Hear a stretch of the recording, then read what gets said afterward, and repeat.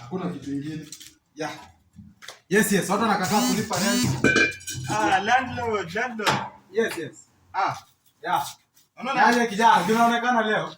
Unaonekana. Unaona unatoa vitu nataka kunioshea nyumba. Nataka nikuoshee nyumba. Na ilikuwa chafu landlord. Ni chafu. Ilikuwa chafu bana. Na unafanya kazi nzuri. Kazi si unajua lazima niwafanyie kazi. Unaziweka tu kwa lakini sasa utakuja kuzichukua. Wakati umelipa hiyo rent ya miezi 3 imepita. Sawa? Landlord. Sasa unajua kwangu. Landlord. Haina shida mtu wangu. Landlord, elewa comrade landlord. Usikue hivyo. Vijana wanasema watalipa rent.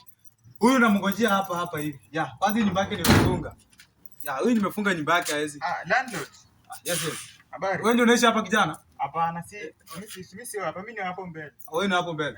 Unajua huyu kijana alipangi rent. Alipe rent? Huyu kijana alipi rent. Hiyo ni mbaya sana. Kijana anafaa alipe rent. Kijana ambao anakushuku, wewe sio hapa? Hapana, mimi si huko. Unijui si mimi ndio next.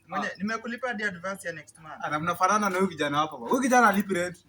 Lakini huyu tutamngoja tu hadi akuje. Atakuja? Atakuja. Na ushafunga? Nyumba nishafunga, si fungu yake ndio hii. Ndio hii. Lakini wana landlord.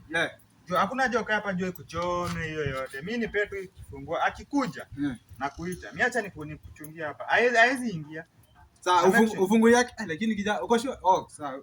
Mkwangi marafiki? Hapana, mimi kijana hata siongeangi na anakwanga na udu sana. Sawa, naambia vijana walipe rent, sawa? Hata kazi ukitaka na kupatia, sawa? Sawa, akikuja na kuita, sawa? Poa kijana. Lazima alipe rent landlord. Bro. Nakwambia sasa nasikia tunachukua hizi vitu. Hey bro, acha. Yaani nimekapitia bro. Yaani nilikuwa tu sabiri tumezoea.